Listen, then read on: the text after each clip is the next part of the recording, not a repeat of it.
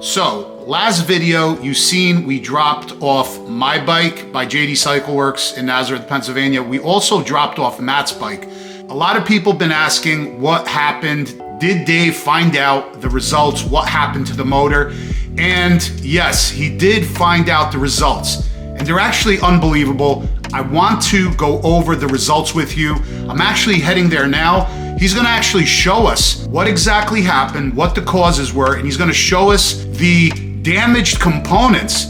And you guys are gonna wanna stick around for this video because I'm sure a lot of times where you guys are getting stage 2 cam jobs done on your bike, or even big bore kits done on your bike. And hate to say it, but a lot of the engine builders really don't know what they're doing. So pretty much that's what happened to Matt's bike. So you're definitely gonna wanna stay tuned and watch this video. There's a lot of very good, important information in this video. So the same problem does not happen to you guys. This is the bracket right here for the forward mounted tour pack by Hogworks. I am also bringing over a set of heated grips and my +1 kickstand for my bike. We're definitely putting on heated grips and the +1. And right here, I don't know if you guys seen in the previous video, that is a Road Glide Vivid Black ST front fender, brand new. So that is actually going on my bike. The reason why I'm showing you this is because this is the seat that Saddleman hooked me up with. Love it, that's exactly what I wanted. But here's the thing, I really wanted to go with the forward mounted tour pack. I like the look. I think it's gonna look great on a bike for long trips, and I think it's going to help a lot. And I have something really cool in the next couple weeks that I want to show you that we're going to go over that's coming in from Zero 3D. This is what's happening. Saddleman's actually sending me out a solo seat. So stay tuned for this because there is a really cool option on that seat. And not only with the solo seat, I'm actually going to be able to use that forward mounted tour pack bracket. So that's what we're going to do. So as soon as my bike comes back, after we do all the videos at Dave by JD Cycle Works, we're actually gonna be putting on the new seat. So if you're new to this channel, do me a favor, hit that subscribe button. We have a lot of awesome videos for you guys coming up. So we're gonna be putting that bracket on, and then something else is going to get installed on the tour pack, and then something else on top of that. So you're definitely gonna wanna hang tight for that because that is going to be an awesome setup. Probably is going to be my favorite setup for long distance ride. And then I'll use that seat for when we just hang around town, doing some bike nights or some bikes and breakfast and stuff like that, riding around town where I don't have the tour pack on. I'm definitely gonna have that beautiful white Saddleman seat on. I'm leaving right now. Let's go to JD Cycle Works and let him explain to you what happened with this motor because this is really valuable information. Oh, you do? Yes. All right, so we're here. Yes. Tell us. Good morning, John. Good morning, good morning. Tell us what happened with this thing. On this bike, let's go over there first. Yeah. This is a bike that was built at another place. Right. Unfortunately, some mistakes were made. Yeah, like I told you guys before, Matt had this work done. He had the cam installed with a generic tune installed about a year ago. We're not going to mention any shops or anything like that. We're not here to Nope, not going to badmouth any names. Badmouth or bash anybody, but we're here to educate you guys and to tell you what exactly happened with this bike. Dave is going to show you. He's going to explain everything. And this way you guys know what not to do. Right. And it could be an honest mistake. I mean, if the cam that was installed in this man's bike, after I looked up the SKU number, is a 592 lift cam. Jeez. This thing's huge. Wow. This is for, high compression, big inch motors. Right. This also requires, as you can see here, it increases, it needs high flow, it needs heavier springs. Heavy duty, high load valve springs are required. Yes, are required. Right. Because of lift. See, normally we're going with a 475 lift or something in that general area, which the stock springs are fine. Heavy duty push rods. Mm-hmm. Right. Yep, and this is the kit he was sold. Right. Eliminate wet sump, and there's a whole bunch of stuff on here. And this is what he was sold here. Gotcha. Okay. You know, as far as that goes. So they put the 592 cam in. Yep. And this cam requires valve springs. Right. However, I believe these are stock because when I measure them versus an S&S one, you can see how it's thicker. Oh yeah. You know, it's a much thicker spring. Absolutely. 100%. So you can see it right away. I do believe it's still a stock spring.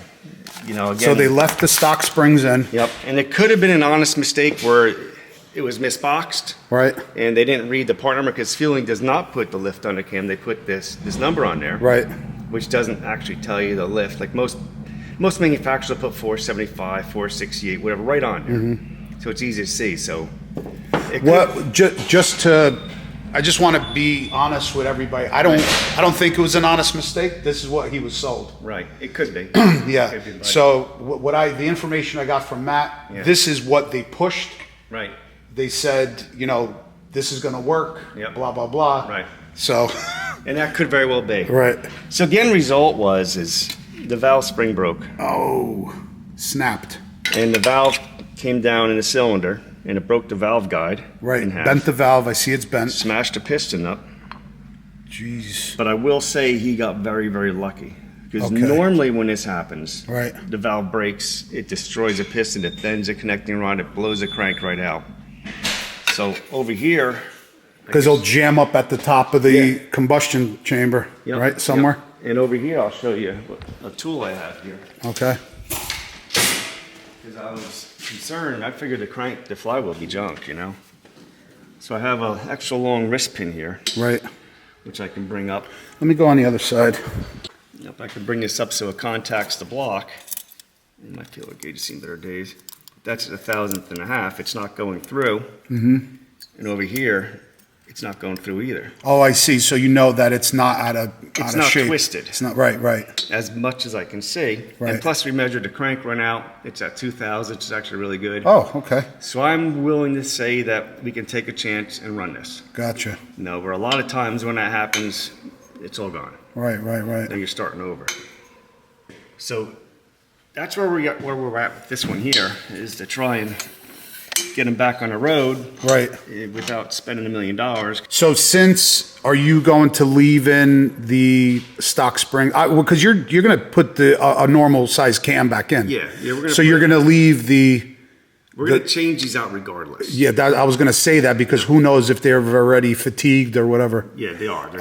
Gotcha. I would not leave these springs in there at this point. Right. Gotcha. You know, so we're still trying to come up with Matt on what plan he's going to go with. Right. We have a few options for him to fix this. Mm-hmm. As far as his budget goes, which way he's going to go with. And then we'll figure it out from there. But definitely, if we don't redo this, we definitely will be replacing this. Right. We'll be putting a standard cam in there, whether it be a stock cam or a 475 or something. Right. And obviously another cylinder head, because it's cheaper to buy another cylinder head than have to rebuild. All right, so obviously a lot of people are going to ask, way too much lift on this cam, right? Yep. Just way too much, right? Yep. So explain to people like what happens obviously when there's too much lift. Where are the stresses? Where's the strain on all of these components? Well, the biggest thing when you have too big a cam, right, it's designed with to work at a lot more compression. It's designed to work at a lot higher RPM. So the lobes are longer, right? Yep. If this is a lot taller. It's opening right, the valve a lot further. Right. And the duration is normally a lot bigger. Right. Which puts your power range way up in the upper RPMs. Gotcha. Which is not really the best cam for a touring bike, especially a stock 107. This is insane to put in a 107. Right. Now, if you had a 128, this is for like some power build. Yeah. That you need all other high performance components to withstand that cam. Right. If somebody wanted an all horsepower 130-inch or 128, right, I would consider this. Right. But then it would probably be 11.5 to 12 compression. I have to see what the rest of the specs are in the cam to see where that would need to be. Right. But that's where this cam would love to be at. Right. You know, something like that. But you're still putting, no matter what you do, this is like the top limits of what you want to do. It's a big cam. Yeah. It's a Milwaukee 8, it's a very big cam. And right. It puts a lot of stress on these tiny little valve stems. Right. Because he's a lot smaller than the old twin cams. Right. And that's why I don't really push stuff like this, because it ends up making a not as reliable engine. Right, exactly. You know, then even if you have the S&S springs, you have a lot more pressure on it. These springs will wear out. Right. With the big cam so, like that. so people understand. So obviously you got the valve in here. Yes. Got the valve in there. Spring snapped Yep. on the other side, Yep. and then the valve dropped down into the cylinder Yep. and hit the piston. That came down and contacted the piston Boom. just like that, and it banged around. Wow. Yeah, as soon as we started, we heard it, we said, it's done. So now if that bent and kind of went like this, Yes. a lot of damage. Yep, and it, Or dropped down into this, like totally right. Yeah, huge problem. you could see the impact It kind already of bent, twisted it, right. turned into an S, broke the valve guide. Right. But all that stress was sent through this whole cylinder head. So now this cylinder head is cracked also, you said, right? It might be repairable, but Okay. again, it may not be worth it. Right, gotcha. Because we can get takeoff cylinder heads for not the crazy prices these Right, days. right, okay. So it's kind of what I recommended. Instead of just Yeah. sending them out. But if he had the money, say, hey, let's build a 130 or 128, we can send them out and have them tricked Right, out. right. And Magnaflux at that point. So is there a cam or is there a limit that you won't go above and beyond with stock valve springs? Usually over the 475 areas. Once I start going bigger than that, that's when it requires valve springs. Gotcha. Like Okay. even my TTS cams and a 550 cams, they all require valve springs. But the TTS 250 that requires valve springs it as well. does. It does. Okay. That one, Shift 552, Right. S&S 550, they all require different valve springs. Gotcha. Yeah. So if you guys obviously if you're having Dave doing the work, he's going to know. But if you have your engine builder doing this work, make sure he knows this stuff. Right. That he doesn't just go slapping any kind of cam in there, especially a high lift, high duration cam, so you guys don't run into problems like this. Oh yeah, yep. And sometimes everyone thinks bigger's better. Right. Not the case. No, as you can see here. Yeah, especially as far as power delivery. So also there was a generic tune on here, which was never.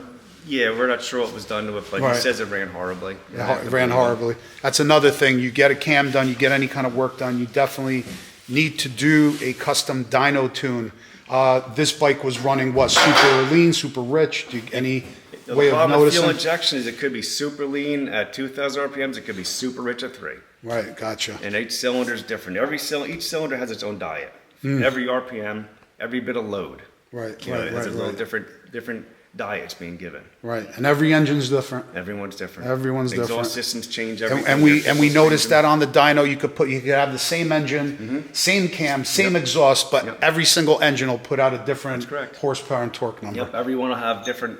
From the factory, you'll have varying compression ratios just from machining changes. Right. It's just part of how it all goes. Wow, look at that. Yeah. That is a nice groove in there. Oh yeah. Yep.